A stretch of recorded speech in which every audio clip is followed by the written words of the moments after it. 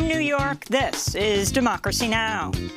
And we're here actually today to discuss the exciting progress that we've achieved under the Operation Warp Speed, our historic initiative to develop, test, manufacture, and deliver a vaccine in record time, and that's what it is, in record time. As the world's biggest Phase 3 clinical trial of a COVID-19 vaccine study begins in the United States, we'll speak to a BBC Science reporter who took part in a vaccine study at Oxford and look at who's profiting from the race to develop a vaccine. Then we go to Texas to look at how hundreds of people who came to the United States seeking asylum were secretly held in hotels for days on end before being expelled from the country.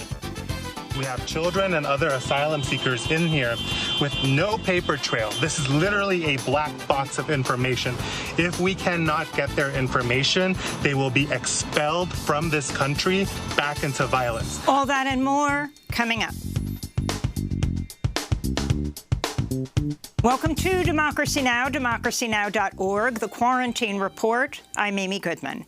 Senate Republicans in the White House have agreed on a plan to slash unemployment benefits for the tens of millions of workers who've lost their jobs since the start of the coronavirus pandemic.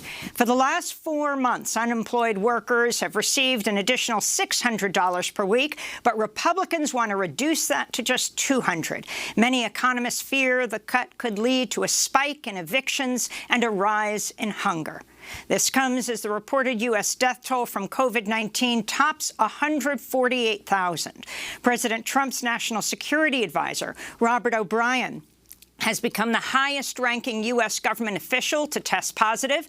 O'Brien abruptly left the White House Thursday, but his staff reportedly only learned why from media reports on Monday. It's unclear when O'Brien was last with President Trump.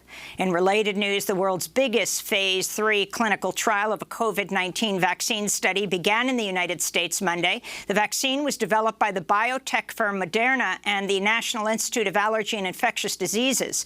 30,000 people are expected to participate in the trial. On the same day, Trump traveled to North Carolina to visit a Fujifilm facility working on a COVID-19 vaccine and pushed states to reopen despite the recent surge of cases.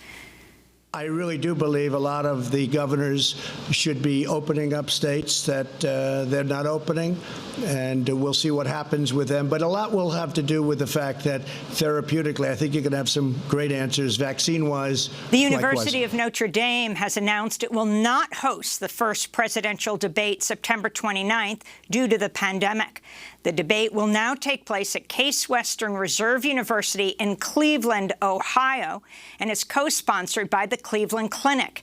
This comes as schools across the country are deciding whether to resume in-person classes. In Florida, over 300 children have been hospitalized from COVID-19. The number has increased by 23% over the previous week.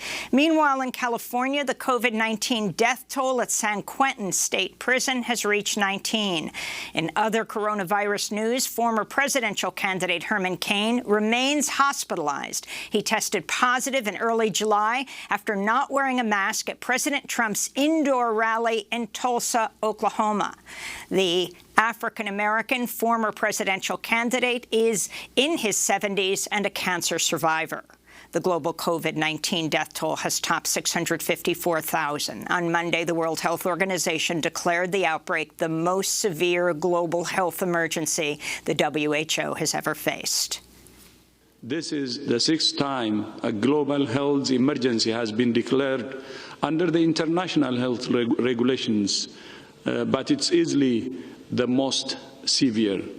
In the past 6 weeks, the total number of cases has roughly doubled. In other international news, Vietnam is locking down its third-largest city, Da Nang, and evacuating 80,000 tourists after 15 residents tested positive, the first confirmed COVID-19 cases in Vietnam since April. Bloomberg's reporting the number of new COVID-19 cases are now growing faster in India than anywhere in the world. India already has the world's third most cases, behind the United States and Brazil. A coalition of Brazilian healthcare workers, unions, and social groups have filed a complaint with the International Criminal Court, accusing Brazil's far-right President Jair Bolsonaro of committing a crime against humanity by responding to the pandemic with contempt, neglect, and denial. On Monday, Bolsonaro removed his mask while greeting supporters just days after he announced he no longer had COVID-19. He tested positive 3 times, then negative. Attorney General William Barr is testifying before the House Judiciary Committee today on a range of issues, including the Trump administration's deployment of federal agents to Portland, Oregon, which has been the site of 2 months of daily anti-racist protests. Barr calls the protests, quote, an assault on the government of the United States, according to his prepared remarks. This comes as Trump is reportedly planning to send even more federal agents to Portland, which could include an additional 50 Customs and Border Protection officers. Meanwhile, a National Guardsman's appearing today before the House Natural Resources Committee, where he'll testify that the violent June 1st crackdown on demonstrators in Lafayette Square near the White House, which was ordered by Attorney General Barr, was a, quote, unprovoked escalation, unquote, and that protesters were, quote, engaged in the peaceful expression of their First Amendment rights. In related news, the Electronic Frontier Foundation obtained records showing the San Francisco Police Department engaged in mass surveillance of protesters in May and June using a downtown business district's camera network. The body of the late civil rights icon, 17-term Georgia Congressmember John Lewis arrived at the U.S. Capitol Monday, where he became the first black lawmaker to lie in state in the rotunda. Former colleagues, including House Speaker Nancy Pelosi, Democratic presidential candidate Joe Biden, paid tribute in a ceremony honoring Lewis's legacy. Earlier in the day, a motorcade carrying Lewis's coffin stopped at the Martin Luther King Jr. and Abraham Lincoln memorials and the newly established Black Lives Matter Plaza, which Lewis visited before his death, before the procession made its way to the Capitol. Notably absent from yesterday's ceremony was President Trump. A reporter asked him if he planned on paying his respects to Congressmember Lewis.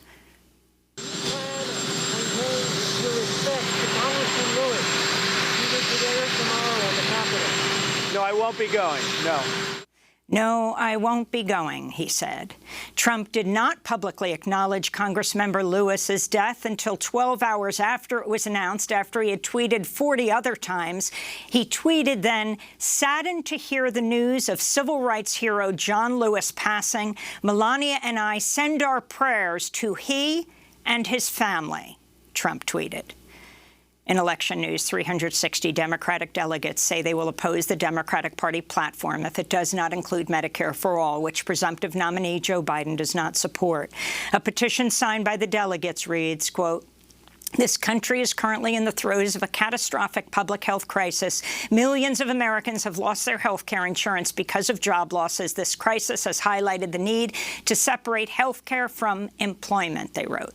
In other news from the DNC platform committee, members overwhelmingly voted against proposed language that would oppose illegal Israeli settlements in the West Bank and support conditioning U.S. aid if Israel moves ahead with annexation plans of the West Bank. In Sacramento, California, immigration rights activists protested outside the mansion of Governor Gavin Newsom Monday to demand mass clemency and the immediate release of people in state prisons and immigration prisons. Protesters chained themselves to the gates of the governor's home. This is Lisa Knox, an attorney with the legal center Centro Legal de la Raza. We're here today, not just to ask, but to demand that Gavin Newsom live up to the values he says he holds and free them all. Free them all. 14 undocumented activists and immigration attorneys were arrested at the action and released early this morning. In Malaysia, former Prime Minister Najib Razak has been found guilty on multiple charges of graft, sentenced to 12 years in jail. The charges stem from the multi-billion-dollar looting of the government's investment fund. Najib faces a total of 42 charges in 5 separate trials. Last week, Goldman Sachs reached a nearly $4 billion settlement with the current Malaysian government over its role in the corruption scandal. Goldman Sachs raised $6.5 billion for the fund, which was routinely looted by government officials, people working for the fund, and 2 senior Goldman bankers.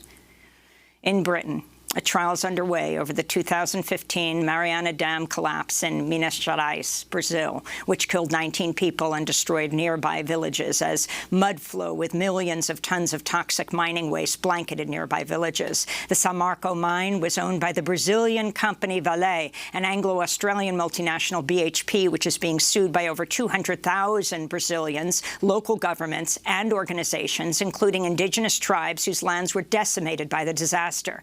This is Guarani indigenous chief, Caraí Peru. What we had, they took everything. They finished it off.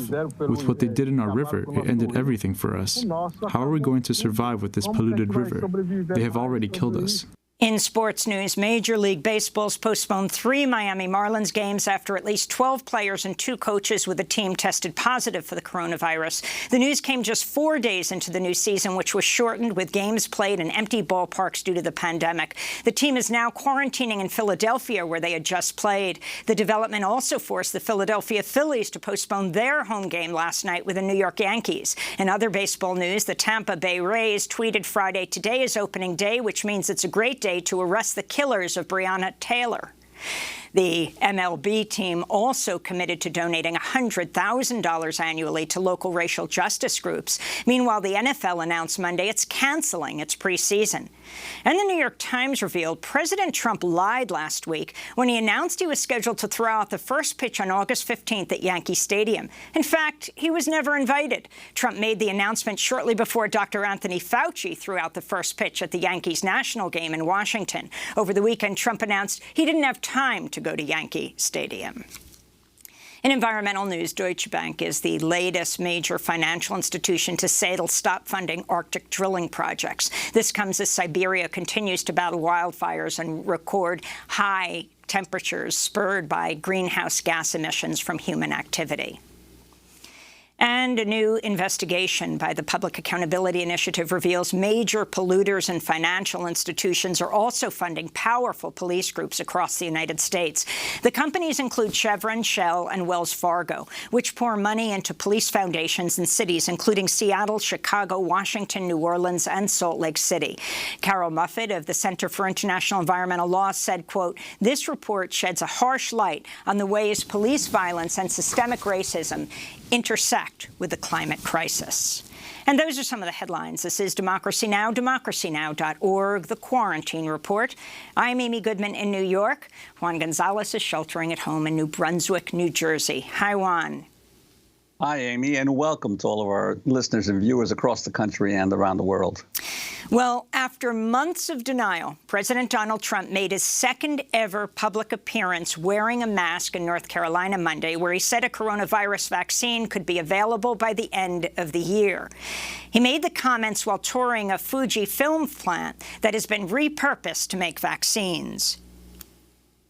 And we're here actually today to discuss the exciting progress that we've achieved under the Operation Warp Speed, our historic initiative to develop, test, manufacture, and deliver a vaccine in record time. And that's what it is, in record time. Likewise, therapeutically, we are very, very advanced. You're hearing about it, and you'll be hearing about it a lot more in the next 2 weeks. President Trump did not wear a mask during his news conference, and overnight he tweeted to his more than 80 million followers, "I know you people want to talk about a mask. Hello, you don't need a mask." Well, the first major COVID-19 vaccine study launched in the U.S. Monday. In a collaboration between the drug maker Moderna and the National Institutes of Health, 30,000 people will join a clinical trial this summer to determine the vaccine's safety and effectiveness. Top expert and the director of the National Institute of Allergy and Infectious Diseases, Dr. Anthony Fauci, said results from the late-stage study could be available as early as November. The company Pfizer also launched a late-stage study Monday that will involve 30,000 people from the United States, Argentina, Brazil, and Germany. This all comes as a vaccine being developed by Oxford University has triggered an immune response. For more, we go to London, where we're joined by a science journalist who participated in Oxford's vaccine trial. Richard Fisher is a senior journalist at BBC Future. He wrote about his experience in a piece headlined "Coronavirus: What I Learned in Oxford's Vaccine Trial." Richard Fisher, welcome to Democracy Now! Talk about why you decided that you would be injected. Hi there. Hi, thanks for having me on. So for me, it was both a personal decision and a journalistic one. So I wanted to do something that helped the collective effort to get us closer to a vaccine. I mean, I've been relatively fortunate in this pandemic in the sense that I'm not a frontline worker. I don't work in a shop or in a hospital or drive a bus. I'm a journalist who works behind a desk working at home. So my level of risk is very low compared with many others. And so I just saw an opportunity to kind of like help a study that I admired for the pace and speed at which it's moving along. The second reason is a kind of journalistic curiosity one. I report and write about clinical trials and how science works from the outside, but I've never actually been part of one. And so in a kind of like method journalism kind of way, it was a great opportunity to actually see what it's like inside a clinical trial and what the process is like for the individuals who do volunteer. And could you take us through some of the process once you started the trial? Because this is an unusual situation where even before the trials are fully completed, we're finding countries like Brazil this week announced that they're putting down $287 million for initial doses of the vaccine. Yeah, I mean, the actual experience is with the Oxford trial has been excellent so far. I mean, the way it works is you sign up on the website, fill out a form, a questionnaire asking you about your medical history, and then from there you go to an initial screening appointment. And in my case, it was in the hospital in Tooting, South London, where my daughter was born. You know, I'd been there many times. And it was a repurposed neurology ward that had been kind of like set aside for the vaccine trials. It was I mean, the visiting hospital at the moment is certainly different to when you go to see the birth of your child. Everyone's wearing masks, the strong smell of bleach everywhere. But once into the vaccine trial, they talk you through. They want to inform you, make sure that you know everything about the trial. So they explain the science to you, they explain the possible side effects. They also talk a bit about what you won't be able to do, what you will be able to do. For example, I can't give blood for the next year. If I was a woman, I would be asked to use contraception. So they're very careful to make sure that you have full knowledge of everything that is going on within the trial and the potential side effects, mild and severe, that you may or may not experience. So it's a very thorough process at the start. But then the following week, in my case, I went along and I had the vaccine. Well, I should say I don't know whether I actually have the experimental vaccine. It's a 50-50 chance. So that in the Oxford trial, there's 10,000 of us, and we're split into two groups. And half will get the experimental vaccine being developed at Oxford University. The other half get a vaccine that's being developed a vaccine that is already developed for meningitis and sepsis. And so I don't know which vaccine I have, nor does the doctor who injects you either. And that's to make sure that the actual results of the trial are fully robust and in a double-blind study. And how long was the process of the actual trial before the preliminary results were announced? Well, I see. So it's in various different phases. So the preliminary results were based on the initial 1,000 people who volunteered in an earlier phase of the trial. So a clinical trial, as many of your audience will know, moves through various different stages. A vaccine is tested with animals first, and the kind of the basic safety is understood, and then there's a small initial trial, and that's the results of which that was announced a week or two ago. That suggested very promisingly that there was no severe safety problems, and also that there was an immune response generated in the bodies of the people that had the vaccine. So that's very promising. But what needs to be done now is expanding out into phase 2, phase 3, which is what's happening with the Moderna trial as well in the US at the moment. This is about kind of testing safety and efficacy at scale. in order to kind of have the confidence to deliver a vaccine to an entire country, to the entire world, to billions of people, you need to test over a large scale. You need a lot of people in a lot of different kind of environments, experiencing the different lives, the virus in different ways. Only then can you kind of like gain the confidence over time to know whether a vaccine is both safe, because you may see very rare side effects in a larger group of people, and then secondly, like whether it actually works.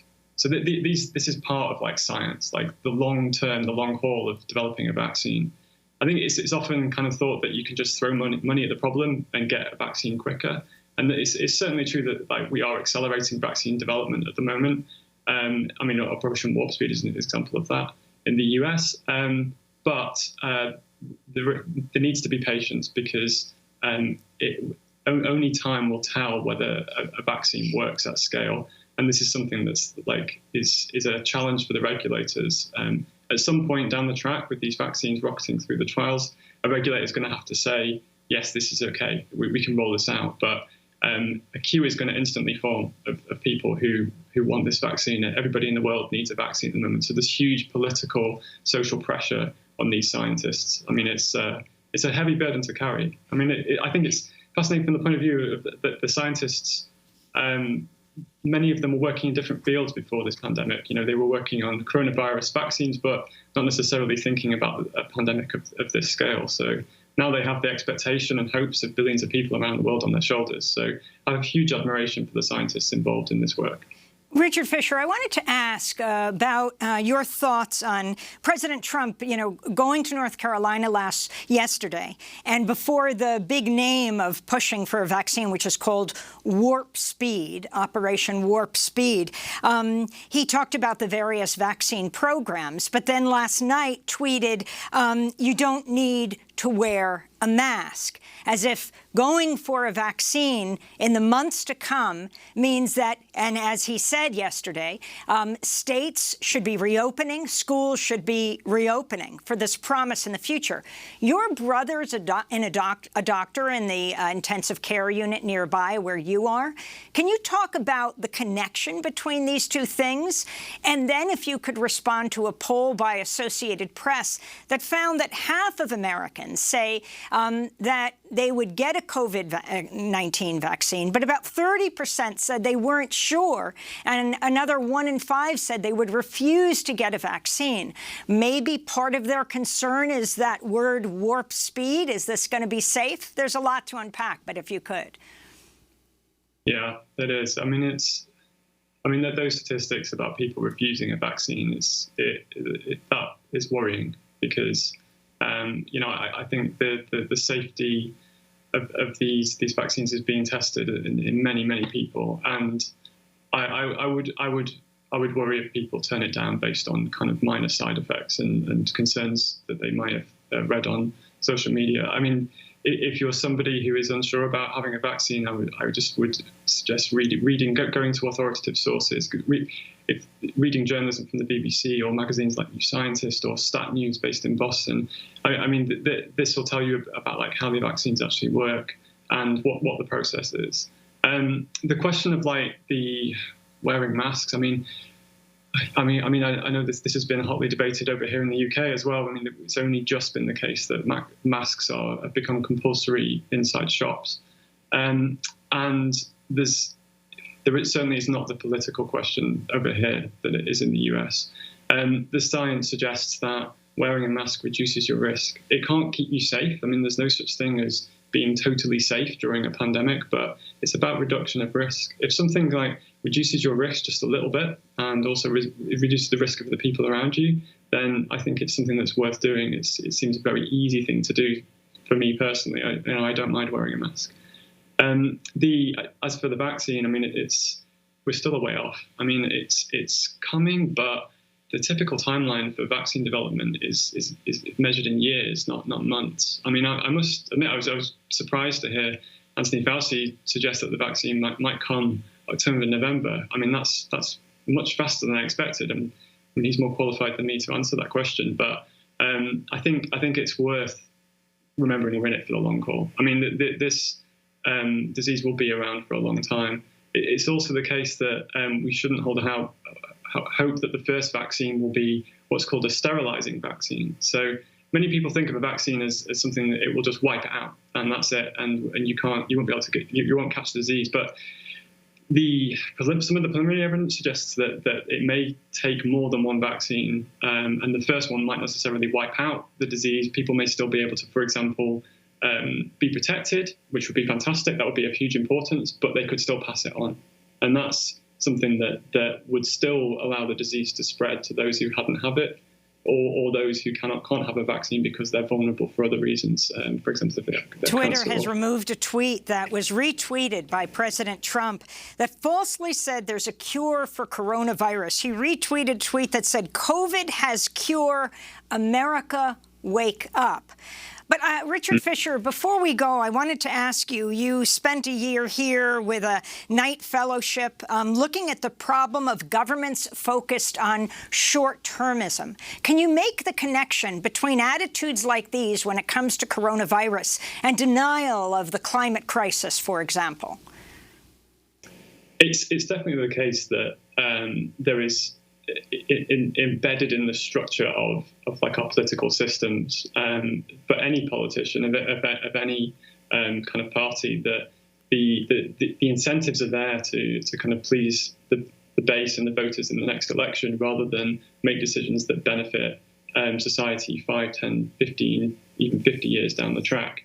So, this has been something that's been embedded within democracy for many years. So the question is more just how can we incentivize politicians to do things that benefit the next one? So if a politician knows that their term is coming to an end, why would they do something that they won't get the political credit for? And that's a challenge for politics generally. I think there are efforts to kind of think about that and think about like how our decisions and how our politicians make decisions that affect future generations, but it's a tough problem. I think it's particularly acute at the moment with the rise of populist politics, because when you have politicians doing things that only speak to their base, then that very much leads to short-termism over like the longer-term benefit for society.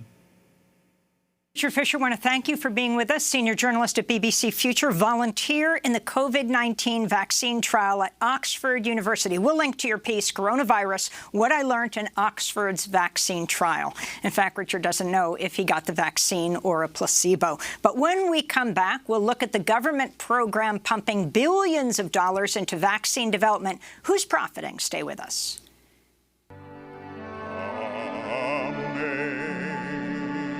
Sing grace, how sweet the sound that saved a wretch like me. I once was lost, but now I'm found, was blind, but now I see.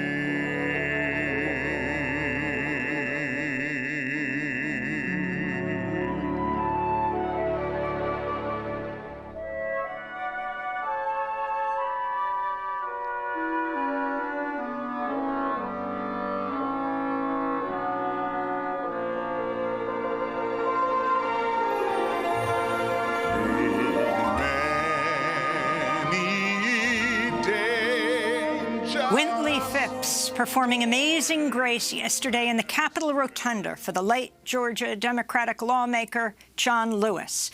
John Lewis, the first African-American lawmaker whose body is laying in state in the Capitol Rotunda. This is Democracy Now!, the Quarantine Report. I'm Amy Goodman with Juan Gonzalez. Operation Warp Speed.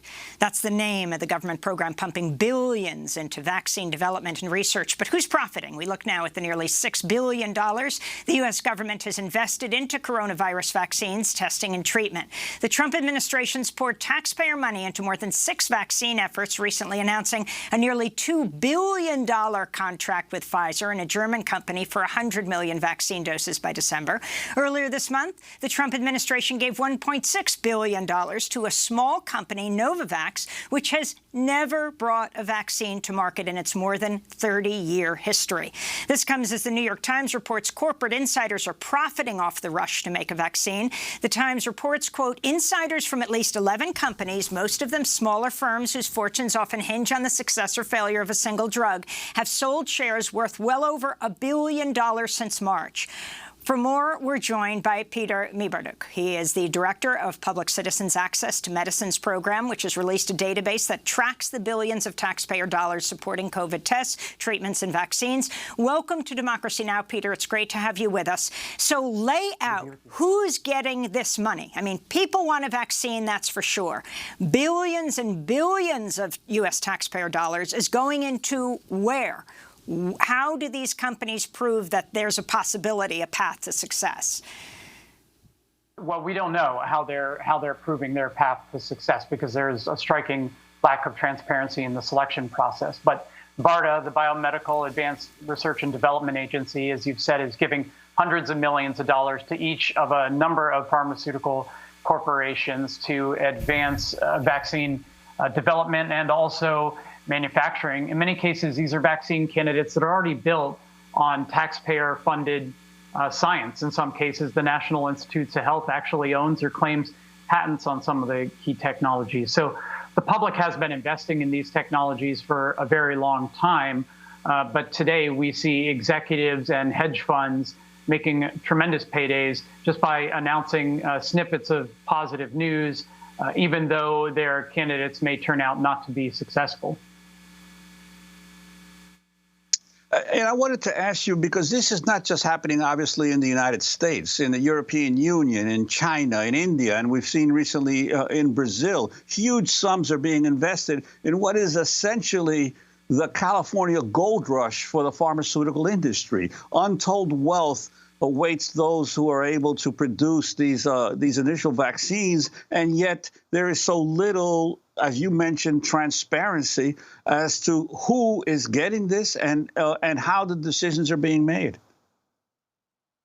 Yeah, we don't have the contracts. So some heavily redacted contracts from BARDA were obtained by a consumer group called Knowledge Ecology International last month, but they're so heavily redacted that it's still hard to tell whether any significant conditions are being attached to the hundreds of millions of dollars that taxpayers are giving out. Indeed, we want to be investing in vaccine research and development, but it's important that there are conditions attached regarding, for example, affordability and reasonable pricing, regarding plans to get to scale and supply, and to transfer technology so that we can teach the world how to make this vaccine and avoid severe rationing in years ahead. So there's much more to know, but what is clear right now is that stock options are increasing 5- and 6-fold for the executives in these firms, even as they exaggerate their role in Operation Warp Speed. Can you talk, Peter, about the company Novavax? BARDA, that's again the Biomedical Advanced Research and Development Authority, was the single largest award from BARDA, $1.6 billion to Novavax, the little-known Maryland firm that had not developed a successful vaccine in 30 years. What do you know about it? Why did they get $1.6 billion? We don't know, is the short answer, and we don't know too much more about Novavax than what you've said. So it's the largest grant, and it just indicates how little transparency there is in this process and how much we need to know. Unfortunately, we do know that Novavax's stock options for executives jumped from $20 million to $100 million with their close association with Warp Speed. So there's that. But in terms of the science, in terms of how it's progressing, we know very little. And this whole issue of the executives being able to to cash in even before a drug particularly comes to is proven effective, or comes a vaccine is proven effective and comes to market. Is there any way to restrain this kind of activity, especially in an international emergency like this? Well, we certainly should be attaching conditions as regard reasonable pricing. We certainly should be demanding a great deal more transparency in the disclosures that are made. Trump's vaccines czar actually comes from GlaxoSmithKline, and we had petitioned that he at least have to disclose his financial conflicts of interest. Were turned down by the HHS Inspector General. So I think the public needs to demand quite a bit more here. But really what we're primarily concerned about are the conditions of affordability and supply that come out of this, because no corporation manufactures at scale to supply the entire world. So a year, 2 years from now, we could be encountering a serious, essentially a global vaccine apartheid, where much of the world's population does not have access to vaccines. And that's because there's a tremendous reticence among our leaders to order corporations to transfer their technology, to impose any conditions whatsoever on top of these grants, despite the fact that all the leading candidates that are being considered for Operation Warp Speed, one way or another, are benefiting not just from the BARDA grants, but from early stage research by federal scientists, taxpayer-funded studies that led to the development of the technology that's being used to develop the vaccines today. So we've already invested in these vaccines, and we should have the right to attach certain conditions and make sure everybody can access a safe and effective vaccine when it's developed. Peter, let's talk about how investors are benefiting from the billions of dollars going to these drug companies. For example, the New York Times reports after Vaxart, a small San Francisco-based company, was selected to be part of a federal program to develop a vaccine, stock options for insiders at the company soared. A hedge fund that partly controls the company immediately gained something like $200 million of profits. Yeah, that's right. So, as you've said, the problem is that the companies, the executives, the hedge funds are feeding on people's hope and desperation. And it takes only a little bit of positive news to send stocks soaring, or conversely, a little bit of negative news to send them plummeting right now. And so Vaxart, for example, noted in a press release that it had been selected by Operation Warp Speed. Now, selected just meant in this case a clinical trial involving primates. Vaxart's neither receiving BARDA funding nor negotiations to receive that funding. But just that bit of news, just that claim of a connection to the federal government led Vaxart's stocks to soar, as you said, allowed the hedge fund to make $200 million and walk away. So that's the sort of climate that we're in, and we obviously, we need a little more discipline. We need transparency around the standards of how these contracts are being selected and what we can expect out of them. And do you have any concerns about any other members of the Trump administration who may be in one way or another being able to privately benefit from the inside information that is developed within the administration as to who gets funded or who gets government support? Well, in addition to Moncef Slaoui, the vaccine czar, as I said, comes from GSK, was on the board of Moderna, and may be heavily invested. We don't really know because he's not been forced to disclose his ties. The Trump administration is built on a number of pharmaceutical executives that have played key roles. Alex Azar, Secretary of Health and Human Services, is an insulin price spiker from Eli Lilly. Former advisor Joe Grogan in the White House came from Gilead, where he was a lobbyist. So these policies, this background certainly has informed the Trump administration's policy in this area, and its extreme deference to corporate interests in Operation Warp Speed and elsewhere. The central problem that we see, it's appropriate to be investing great sums of money right now in an effort and putting money, investing money at risk, recognizing that some vaccines are not going to work out, we have to spend that money as a people in order to develop a safe and effective vaccine as quickly as possible.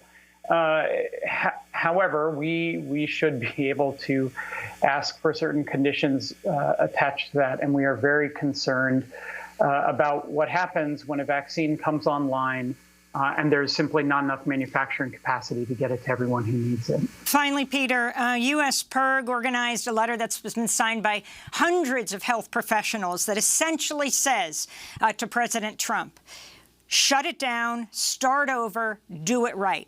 What are you demanding? We're demanding that the Trump administration impose. First, BARDA needs to publish the contracts. We need to see what is being done with the billions in taxpayer dollars and more to come that it's being spent in the vaccine hunt. Second, we need to attach basic conditions to the contracts, reasonable pricing, and technology transfer. Technology transfer means we have to order companies to disclose their confidential information, to license their patents so that other manufacturers can also make those same vaccines. Essentially, if we don't teach the world how to make vaccines, there will be a global vaccine apartheid. There will be serious rationing in the years ahead. The delay will cause will cause great setbacks in poverty. It will cost people's lives. It could come with cost to political stability in less wealthy parts of the world. So we have to be willing to order corporations to do what is necessary to scale up supply. And that means not basing the vaccine market on monopolies, not simply entrusting any given corporation with hundreds of millions of our dollars to then just go and do the right thing, but making it a national project to get to scale, to liberate the vaccine technology and help others manufacture it, to publish the data so we can verify safety and efficacy, and so on. Should patents be forbidden? 5 seconds. Patents, well, they should be licensed. There shouldn't be monopolies. Everything should be licensed non-exclusively, openly, so that others can make use of the technology. And I should say that letter from U.S. PIRG and hundreds of health professionals is more broad, beyond vaccines, again telling the U.S. government to shut it down, to go back to a national strategy for dealing with the coronavirus pandemic. Peter Miberduk, I want to thank you for being with us, Director of Public Citizens Access to Medicines Program, organization recently releasing a database that tracks the billions of taxpayer dollars supporting COVID test treatments and vaccines. When we come back, we will go to one of the people who went to a local hotel in McAllen, Texas, and saw children being held there, immigrant children. What's happened to them? This state being hit not only by the pandemic, but by the hurricane. Stay with us.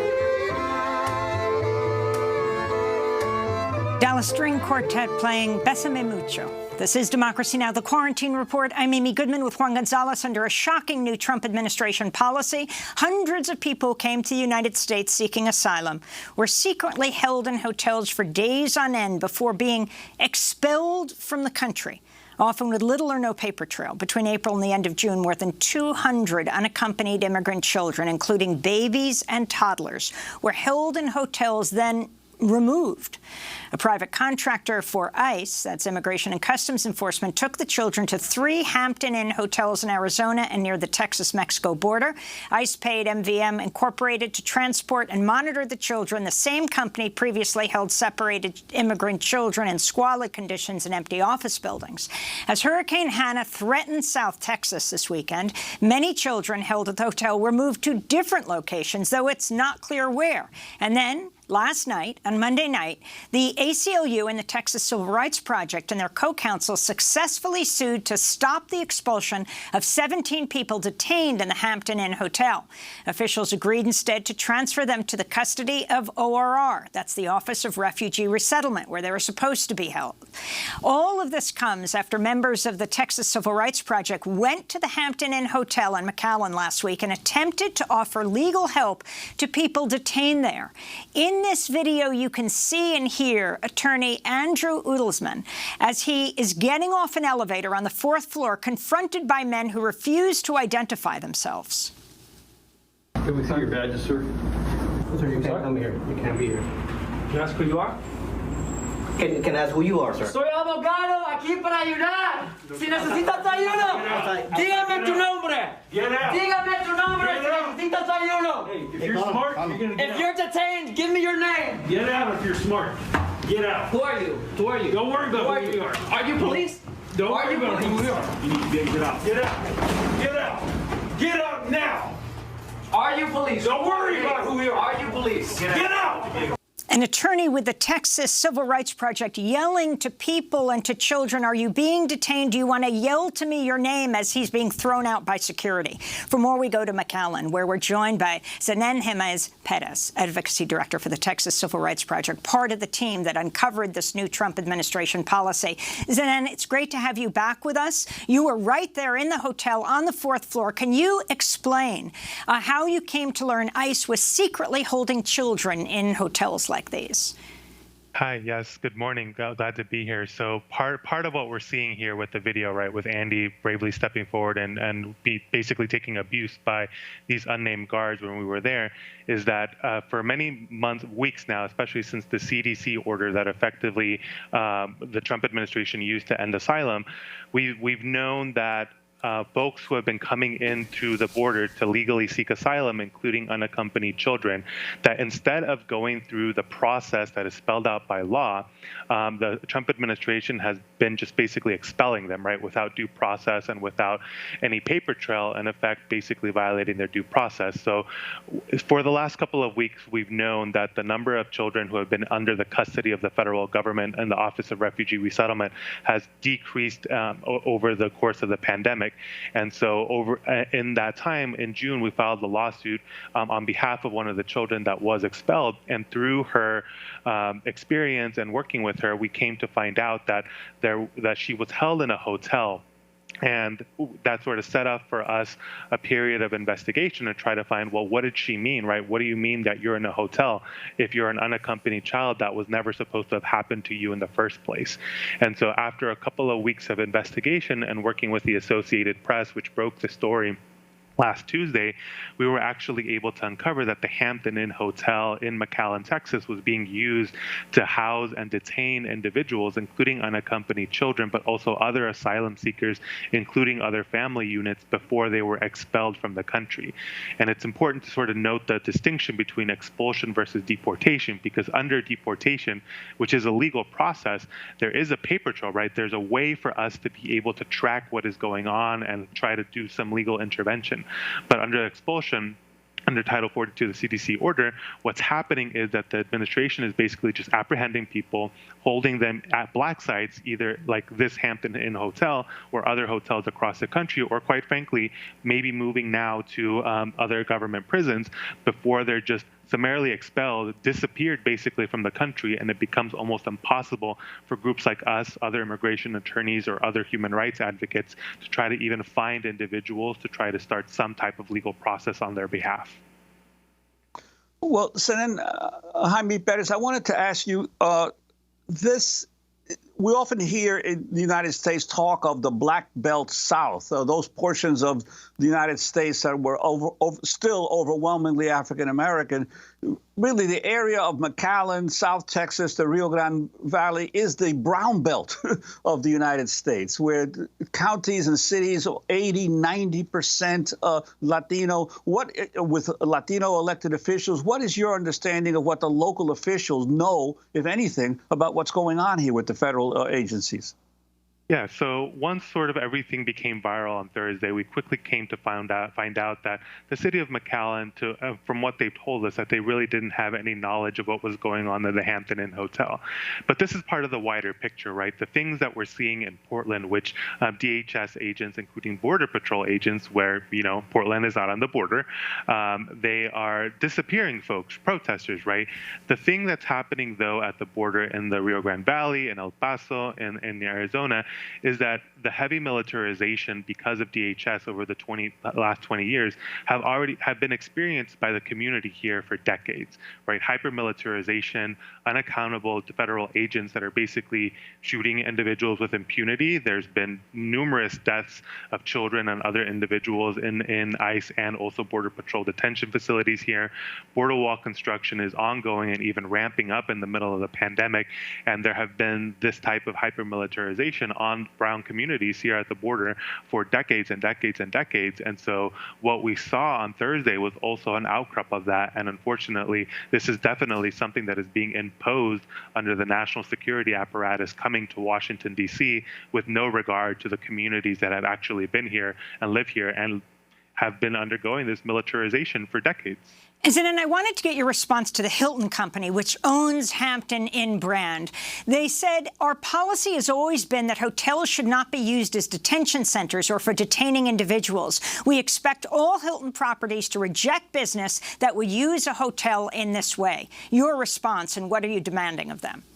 Yeah, definitely on Friday we had that statement from the Hilton Company, but we also saw that in the statement they said that they were no longer detaining individuals at that Hampton Inn Hotel.